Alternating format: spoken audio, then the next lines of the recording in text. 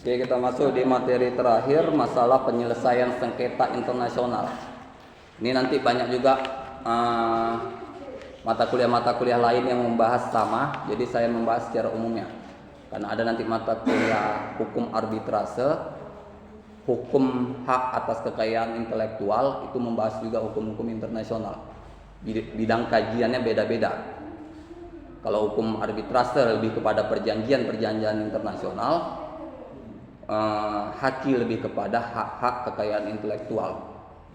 Di situ ada hak cipta, merek, desain industri, desain tata letak sirkuit terpadu, varietas tanaman. Ya, undang-undangnya ada, undang-undang lengkapnya pun ada. Tapi nggak tahu yang terbaru ini. Yang lama saya ada, yang baru-baru pun ada.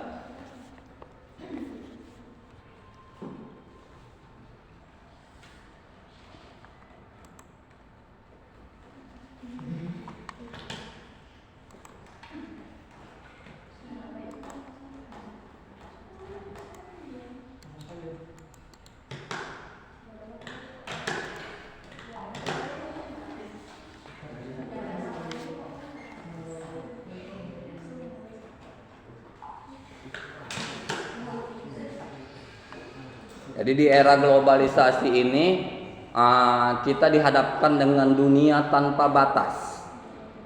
Ya, kalian mau buka apa aja di internet, di HP kalian bisa. Kalian mau buka situs-situs yang dilarang oleh pemerintah Indonesia bisa. Pakai address negara lain. Kalau yang ngerti pasti tahu caranya. Kita bisa main di Indonesia pakai provider Indonesia, tapi tercatat itu provider Korea Selatan, Jepang, bisa. Jadi tidak kena masalah. Karena kalau kita buka situs-situs yang dilarang, kalau ketahuan sama tim cyber Indonesia, kita pasti ketangkap. Ya, apa situs-situs yang dilarang? Otomatis situs dewasa, situs judi online, ya, situs judi online. Atau kalau yang situs dewasa orang bilang situs orang miskin, ya, karena nggak bisa beli busana. Nah, dalam rangka memahami apa saja yang termasuk dalam ruang lingkup sengketa internasional, sangat penting untuk memahami pengertian terlebih dahulu sengketa internasional, yakni sengketa dan internasional. Sengketa ini lebih kepada permasalahan, ya, permasalahan antara dua belah pihak. Ada permasalahan, ada sengketa, ada sesuatu yang ingin diraih dari persengketaan itu. Kalau di sini kajiannya internasional, berarti sengketa kita antar negara. Ya, kalau masih antar kota, itu bukan sengketa internasional, masih dalam hukum-hukum nasional. Bisa kepada perbuatan melawan hukum, bisa kepada wan prestasi. Kalau di negara kita. Tapi kalau di negara kita berhadapan dengan negara asing, maka jatuh kepada hukum-hukum internasional.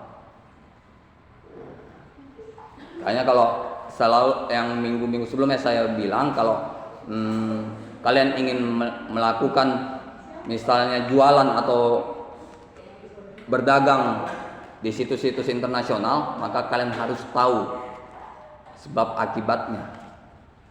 Ya. Kalian harus tahu ada juga pajak 30% di Amerika. Ya, kalau kita di sini pajak cuma 10%, di Amerika 30%. Maka jangan heran kalian kalau kalian nanti misalnya ada pembeli dari sana kena pajak 30%. Maka pelajari dulu baru kalian bisa menetapkan harga. Jangan sok-sokan kalian bikin harga yang murah di pasar internasional, yang beli Amerika pajaknya 30%, kalian rugi. Ya kan?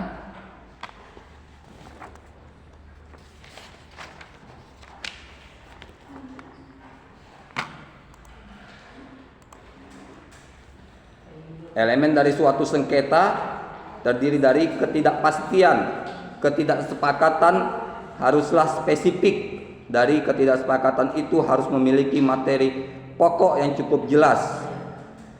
Ya, jadi ketidaksepakatan itu harus betul-betul jelas dalam suatu perjanjian. Perjanjiannya itu ada, walaupun tahunnya tahun-tahun lama, terjadi perselisihan sekarang. Jadi harus jelas. Kita bawa dulu perjanjiannya, kita jelaskan perjanjiannya, mana yang dilanggar, kita jadikan poin gugatan. Ya, jangan asal-asal buat surat gugatan. Apalagi kalian sebagai kuasa hukum nanti, kalian harus tahu. Jangan segala cakap klien kita tulis di surat gugatan. Ya, ada bahasa yang harus dirubah. Ada bahasa. Kalau kita biasanya bahasa sehari-hari, kita bisa rubah ke bahasa akademik, bahasa hukum. Ketidaksepakatan harus melibatkan klaim atau pernyataan yang bertentangan. Ya. Jadi ketidaksepakatan ini harus ada klaim pertentangan. Saya nggak setuju dengan apa yang dilakukannya. Ternyata apa yang dilakukannya tidak sesuai dengan apa yang diperjanjikan semula. Ya. Makanya kalau kita ingin jualan-jualan di media internasional, ada situs yang kita pelajari dulu. Saya selalu tekankan ke kalian, pelajari dulu setiap peraturan yang ada. Ya. Jangan mentang-mentang panjang, kalian next, kalian centang aja. Ya. Di dalamnya ada informasi penting, kalian kejebak. Ya kan? Karena bukan curhat yang ditulis di situ. Sama misalnya, kalau kalian misalnya ngambil kereta, ya, kalian kredit kereta, itu yang kalian tanda tangan mungkin lebih daripada 10 kali kalian tanda tangan. Dia akan nyuruh baca dulu. Kalian bilang nggak usah, langsung tanda tangan aja. Nanti giliran ada masalah, kok nggak dikasih tahu? Kok dulu nggak dikasih tahu? Kok nggak dikasih tahu? Kita yang nggak mau tahu. Ya. Kalau orang-orang yang ngerti bisnis, orang-orang yang ngerti mencari keuntungan, pasti dia akan baca sak titik komanya. Kalau ada masalah, mereka akan bilang ini nggak sesuai, ini menguntungkan kalian, merugikan kami. Mana poin yang menguntungkan kami, merugikan kalian? Harus imbang. Ya, perjanjian itu harus imbang. Kalau ada poin yang menguntungkan pihak A, merugikan pihak B, ada poin berikutnya yang harus menguntungkan pihak B, merugikan pihak A. Itu baru namanya imbang.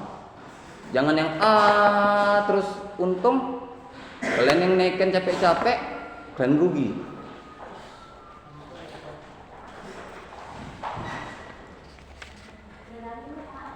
Ya buka aja memang. Iya buka aja. Agar suatu sengketa dapat disebut sebagai sengketa internasional, maka sengketa itu harus memiliki elemen.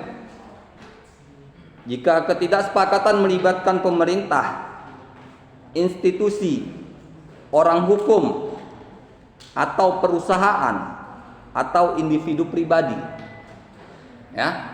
Jadi kalau kalian terjadi sengketa harus ada dengan salah satu itu.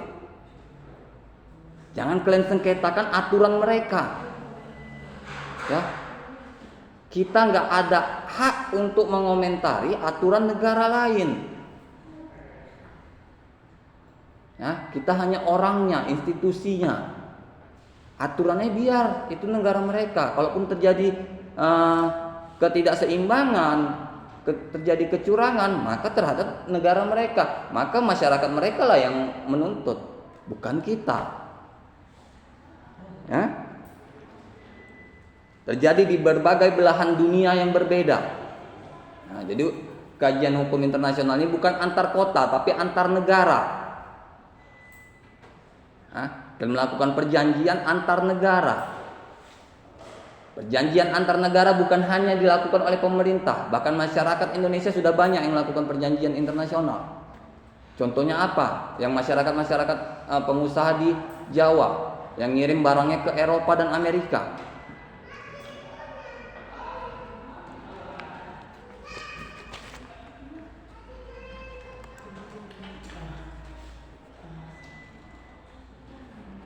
Penyelesaian sengketa dalam hukum internasional ini ada dua cara. Yang pertama secara damai, yang kedua secara kekerasan. Bagaimana yang secara damai? Pasal 2 ayat 3 Piagam Perserikatan Bangsa-Bangsa 1945 atau Piagam PBB.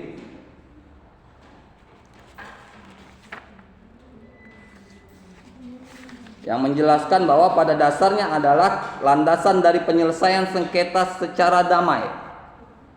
Ya, jadi yang diutamakan di sini adalah dasar dari penyelesaian sengketa itu. Berdasarkan ketentuan pasal tersebut diketahui bahwa pada dasarnya seluruh anggota PBB, ingat ya, seluruh anggota PBB berarti negara-negara yang sudah terdaftar di PBB harus menyelesaikan sengketa internasional mereka dengan cara-cara damai, dengan cara yang sedemikian rupa sehingga perdamaian, keamanan internasional dan keadilan tidak terancam. Jadi kalau di PBB ini diupayakan usaha-usaha damai. Kenapa? Karena sampai jadi masuk ke meja peradilan internasional akan terjadi pergesekan antar negara. Ya, bisa terjadi peperangan. Itu yang sangat dihindarkan oleh PBB. PBB kalau ada masalah yang masuk, tetap Mahkamah Internasional, walaupun harus masuk Mahkamah Internasional itu harus selesai di situ. Nggak boleh ada lagi pembahasan di luar. Beberapa prinsip yang dikenal dalam penyelesaian sengketa secara damai yaitu satu, prinsip itikat baik. Nah, prinsip ini harus ada itikat baik antara kedua belah pihak. Jangan ada faktor X. Jangan ada keinginan tertentu dalam penyelesaian sengketa. Harus niat baik. Niat baiknya apa? Ingin sengketa selesai, ingin permasalahan cepat selesai. Ya.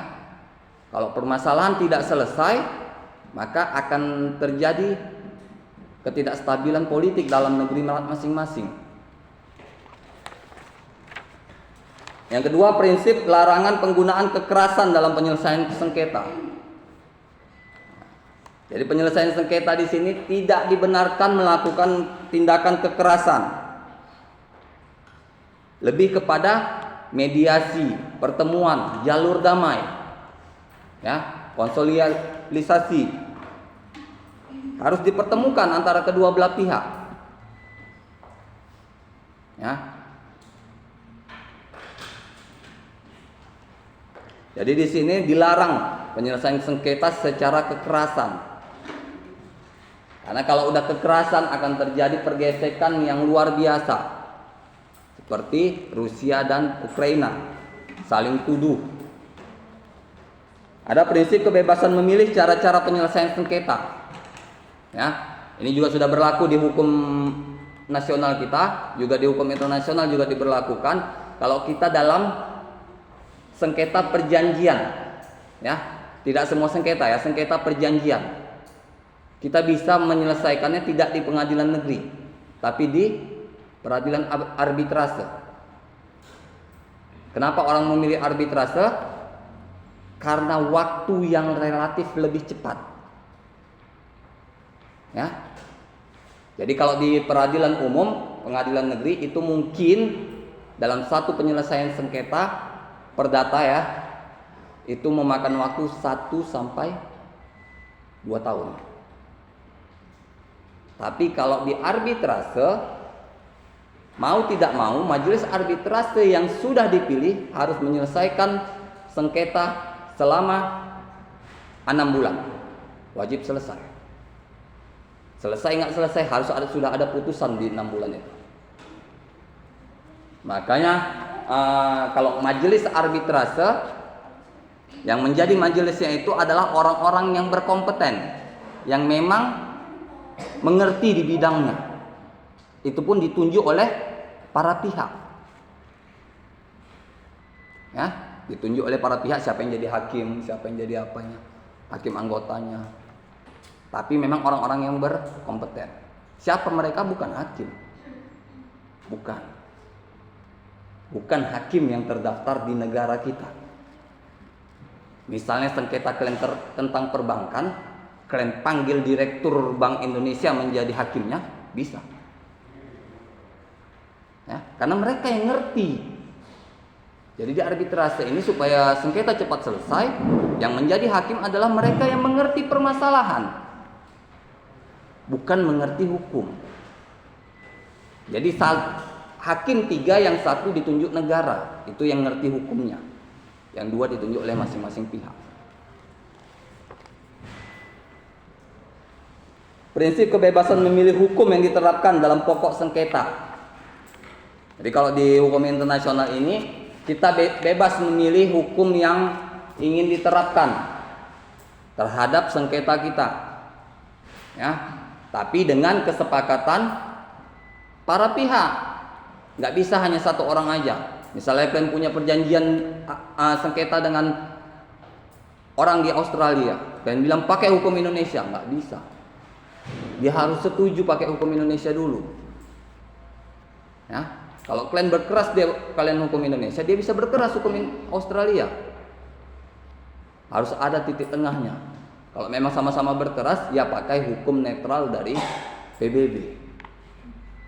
Ya, mungkin dia milih hukum Amerika, Inggris, ya, Perancis, terserah. Yang penting tidak ada yang dirugikan.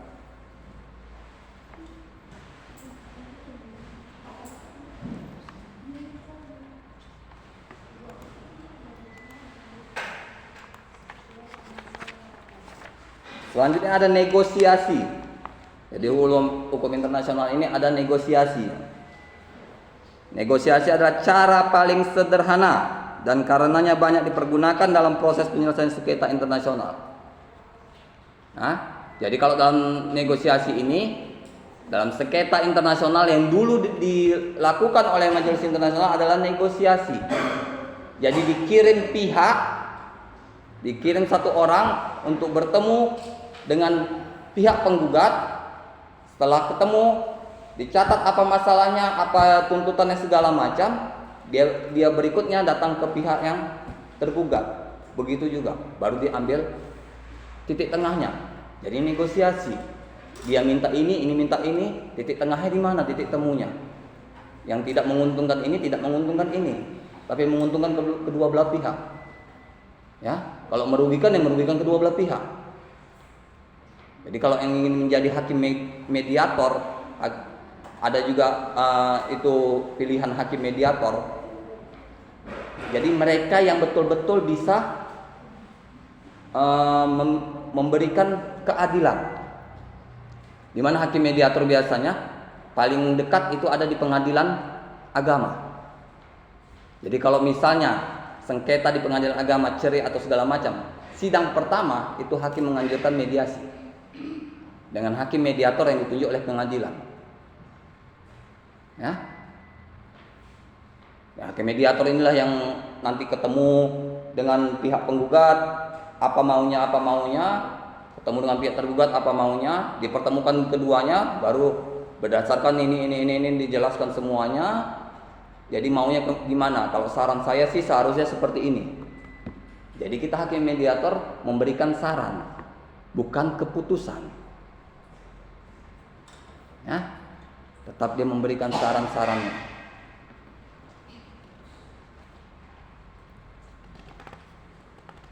Jadi di proses negosiasi ini tidak ada peran dan kepentingan dari pihak ketiga atau hakim mediator itu. Ya. Jadi kalau kalian jadi hakim mediator, pastikan tidak ada kepentingan kalian di masalah itu. Maaf kata, kalau misalnya kalian jadi hakim mediator, ternyata yang bermasalah adalah keluarga kalian, kalian wajib mengundurkan diri. Kalian tolak perkara itu. Itu ada aturan undang-undangnya. Bukan hanya hakim mediator. Kalau kalian lihat nanti perkara di pengadilan agama misalnya, perkara di pengadilan agama, kalau perkara pertama kali itu yang ditanyakan hakim, para pihak, apakah ada kenal dengan majelis hakim dan panitera? Kalau nggak ada, baru sidang dilanjutkan. Kalau ada, yang mana? Apa hubungannya dengan hakim? Misalnya sepupu, maka hakim wajib mundur, diganti dengan hakim lain. Inilah tegasnya ketentuan hukum kita, sama dengan hukum internasional. Jadi tidak boleh ada yang melibatkan perasaan, ya. Maka kalau kalian menjadi orang-orang yang di bidang hukum, perasaan itu nomor terakhir. Jangan bawa perasaan di pekerjaan kalian. Nggak selesai-selesai pekerjaan kalian.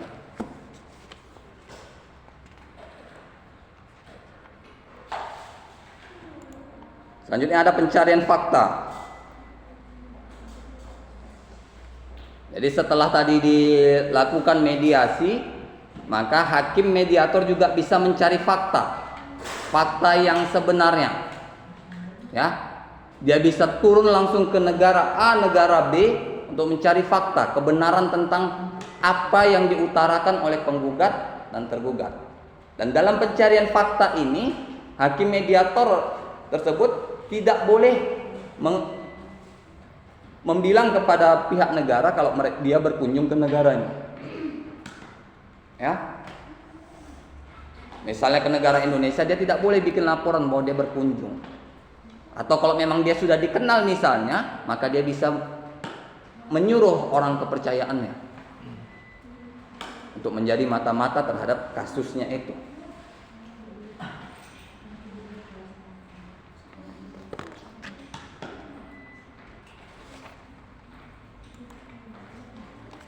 Dan ada mediasi. Mediasi adalah suatu perpanjangan dan elaborasi dari proses negosiasi yang melibatkan intervensi dari pihak ketiga yang dapat diterima.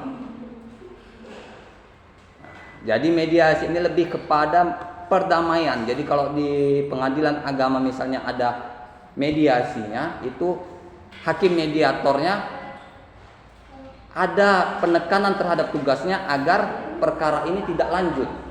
Sama seperti di hukum internasional.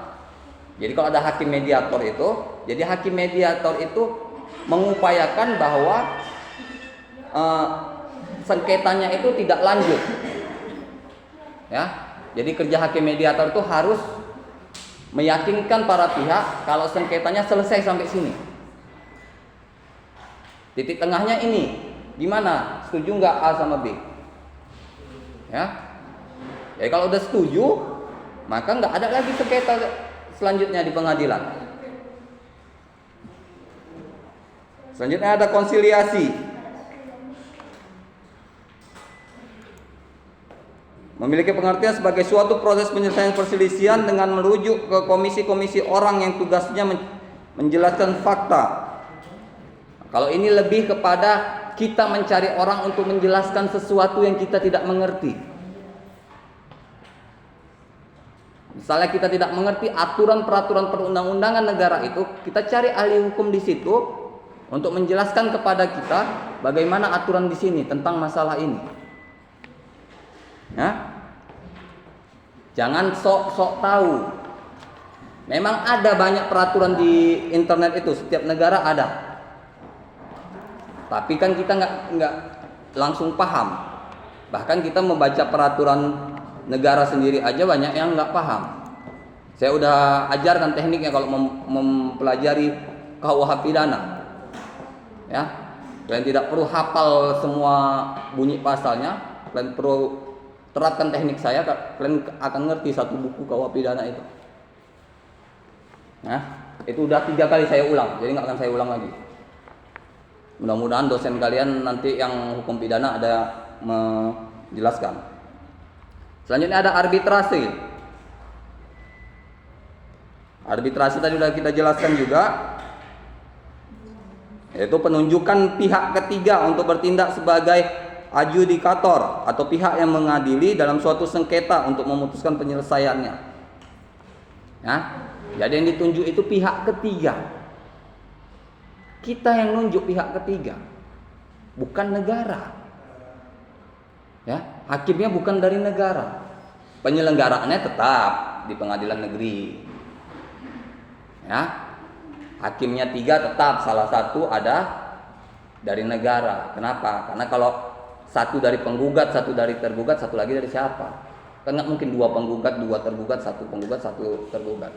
Otomatis 1 dari negara supaya adil.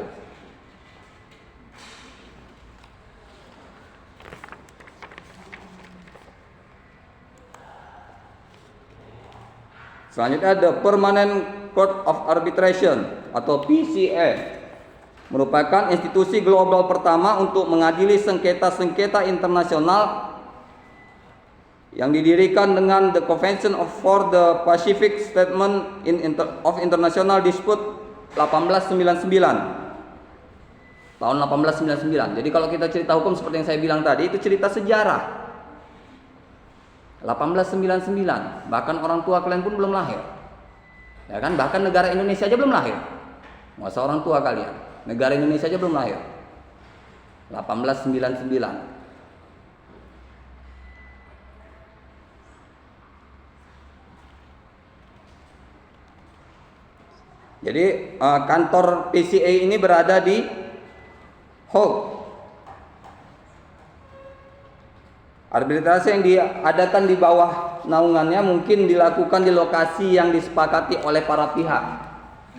Ya, jadi tetap ada sengketa, tetap arbitrase seperti ini tetap kembali kepada para pihak. Di mana penyelesaian ini mau dilakukan? Ya, bukan dari negaranya, bukan dari arbitrasenya yang menentukan. Ini mesti di Indonesia, bukan. Kalau satu pihak ada Indonesia, satu pihak ada negara lain, maka yang diambil itu nanti titik tengahnya. Antara negara itu ada negara mana? Antara 2 negara yang bersengketa, ada negara mana di dalamnya?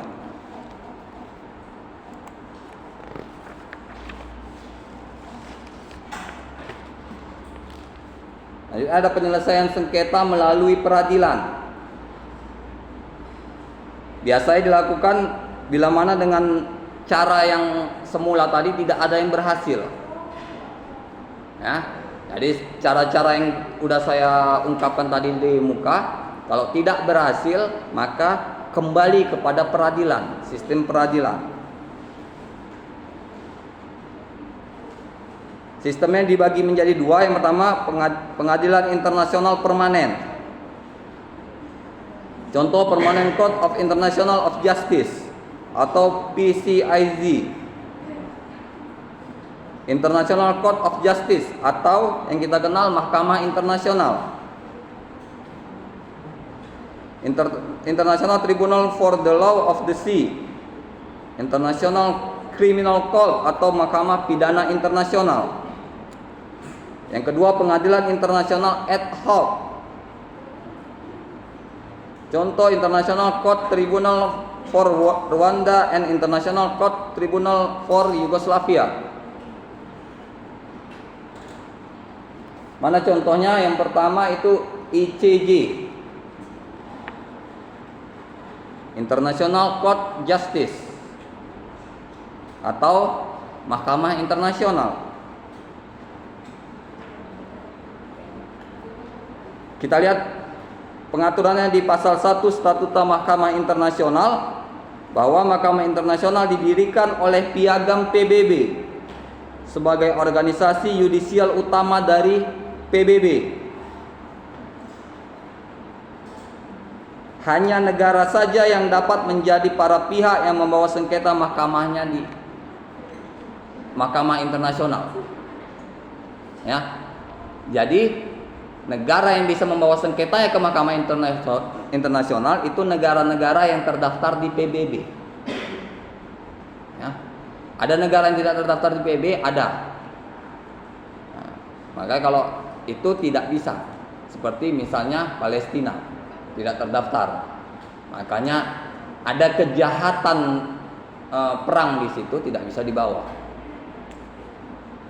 Ya.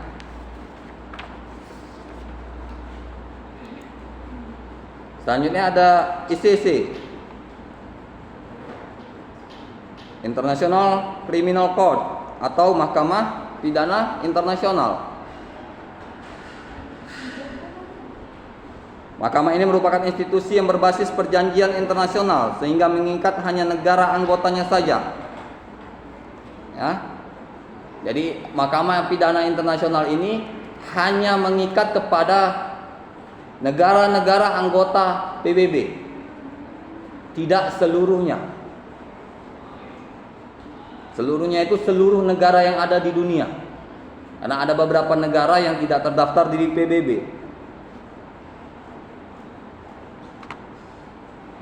Dibawa ke badan atau pengurus regional. Jadi kalau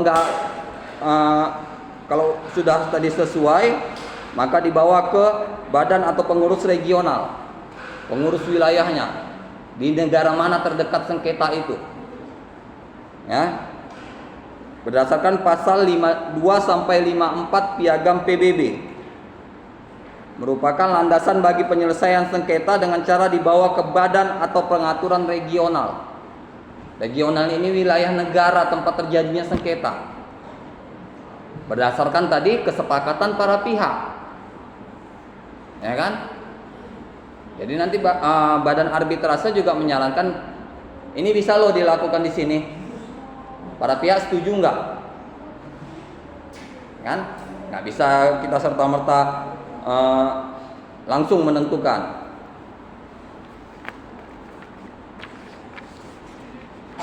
Ada juga penyelesaian sengketa dengan cara kekerasan. Ya. Yang pertama ada retorasi. Memiliki pengertian sebagai suatu tindakan yang tidak bersahabat dilakukan oleh suatu negara kepada negara lain atas tindakan tidak bersahabat yang lebih dahulu dilakukannya, baik itu berupa tindakan tidak adil atau tidak sopan. Contoh perang Ukraina Rusia. Apa awal sengketanya? Karena ada diskriminasi di Ukraina. Ya, Rusia sudah mengingatkan 1, 2, 3, tidak juga ada jawaban. Tidak ada juga perbaikan, maka dilakukan tindakan. Karena kedua negara itu ingin merdeka. Ada yang kedua reprisal, yaitu upaya permusuhan oleh suatu negara yang dilakukannya pada negara lain sebagai bentuk usaha perlawanan agar memaksa negara lain tersebut berhenti menjalankan tindakan ilegalnya. Ya, ini seperti yang di Palestina, tetap dilakukan permusuhan. Supaya apa? Supaya mereka berhenti. Itu tujuannya seharusnya, tapi tidak, tetap ada perlawanan. Ya, kita juga harus melakukan permusuhan, menimbulkan kebencian supaya mereka tidak betah di negara tersebut. Selanjutnya ada blokade damai, yaitu yang dilakukan saat damai agar memaksa negara yang diblokade untuk memenuhi permintaan ganti rugi yang dialami negara pemblokade. Jadi blokade ini nutup jalur akses masuk dan keluar suatu negara. Ya. Selanjutnya ada embargo. Embargo berasal dari bahasa Spanyol yang berbunyi embargar, yaitu merupakan tindakan sebuah negara untuk melarang impor, ekspor atau keberangkatan kapal komersial negara lain dari pelabuhan atau laut teritorialnya. Ya, kalau embargo ini adalah lebih kepada pelarangan berlayarnya kapal-kapal suatu negara karena tindakannya. Ya, seperti kalau kita yang pernah saya kasih contoh itu pesawat Israel yang mau ke Australia harus melewati wilayah Indonesia tapi tidak diizinkan karena tidak punya perjanjian kerjasama, maka harus memutar lebih jauh. Ya.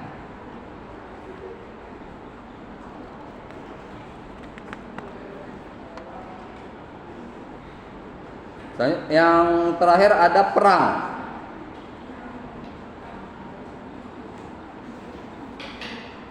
Perang adalah tindakan pertempuran negara-negara akibat perselisihan di mana para pihak bersengketa saling berusaha memaksakan atau melakukan tindakan kekerasan yang dianggap melanggar perdamaian. Ya. Jadi perang ini adalah tindakan kekerasan yang dilakukan suatu negara untuk mengendalikan negara lain. Ya. Ini banyak di era negara modern ini pun masih banyak perang-perang yang terjadi. Selanjutnya ada penyelesaian sengketa dagang internasional dalam WTO, World Trade Organization. Jadi ini lebih kepada sengketa-sengketa ekonomi yang dituntut secara internasional, ya, berdasarkan hukum-hukum ekonomi internasional. Kalau di dunia sekarang hukum ekonomi kiblatnya ke Inggris, ya. Jadi dasarnya ke sana. Kita lihat ada pelanggaran-pelanggaran terhadap ekonomi internasional, maka diselesaikan secara dagang. Prosesnya yaitu konsultasi. Ada konsultasi antar negara. Kedua ada proses panel. Panel ini lebih kepada penerapan pihak-pihak di masing-masing negara. Ada review banding dan implementasi penegakan rekomendasi of rulings dari panel atau badan banding. Itulah proses penyelesaian sengketa ini, ada tahapan-tahapannya. Sengketa dagang harus ada tahapan-tahapannya. Harus konsultasi dulu. Tidak dia langsung ke penyelesaian sengketa. Ya, sama seperti awal tadi di internasional secara umum, di sini pun lebih kepada konsultasi dulu. Dengar dulu oleh dari masing-masing pihak pendapatnya. Masalahnya apa? Ya, bukan serta-merta langsung diadili. Penyelesaian sengketa dagang internasional melalui International Center for the Settlement of Investment Dispute atau ICSID. Sebagai salah satu institusi dari World Bank Group, didirikan guna untuk memfasilitasi tidak hanya arbitrase tapi juga konsiliasi sengketa mengenai investasi agar negara anggotanya dan perorangan serta perusahaan yang merupakan warga negara dari negara anggota yang lain. Ya. Jadi terhadap negara-negara anggota, sengketa negara anggota tetap dilibatkan dari negara lainnya. Sebagai apa? Sebagai titik tengahnya. Karena kalau ada dua orang bersengketa, ambil satu orang yang jauh, bukan yang dekat. Karena yang dekat bisa jadi berpihak pada yang A, bisa jadi berpihak yang B. Nah, ambil yang wilayah negaranya jauh. Itu kalau penyelesaian sengketa. Nah, nggak bisa penyelesaian sengketa itu kita ambil dari yang terdekat. Misalnya hakim mediatornya dari yang negara dekat. Kita sengketa misalnya antara Indonesia dan Malaysia, misal contohnya ya. Kita nggak bisa ngambil mediatornya dari Singapura, Australia, karena masih terlalu dekat. Kita ambil ke Asia-Asia yang mungkin agak jauh kayak India, Arab Saudi atau yang lainnya. Ya. Jadi mereka tidak punya kepentingan tertentu terhadap negara yang bersengketa. Begitu juga kalau kita dalam menyelesaikan sengketa perjanjian dengan seseorang, ambil penengahnya pihak yang mengerti sengketa kita dan tapi tidak memiliki ikatan emosional dengan masing-masing pihak. Karena kalau terjadi ikatan emosional antar masing-masing pihak, maka pastinya tidak akan ada keadilan. Ya. Seperti yang selalu saya bilang, kalau kalian pun jadi hakim, itu selalu ditanya ada hubungan enggak dengan para pihak. Kalau ada hubungan dengan para pihak, kalian harus mengundurkan diri. Itu ada di undang-undangnya, undang-undang kehakiman. Kalian boleh download undang-undang kehakiman, kalian baca. Ya.